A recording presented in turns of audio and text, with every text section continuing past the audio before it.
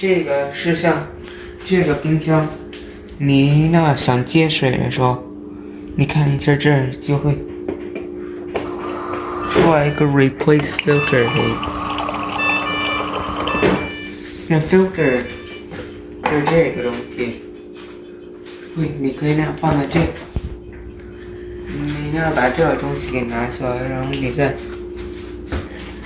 把这样。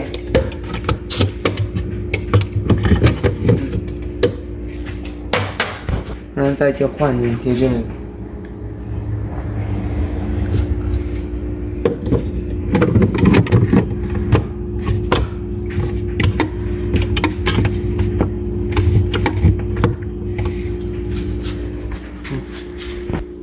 然后再按一下 reset filter，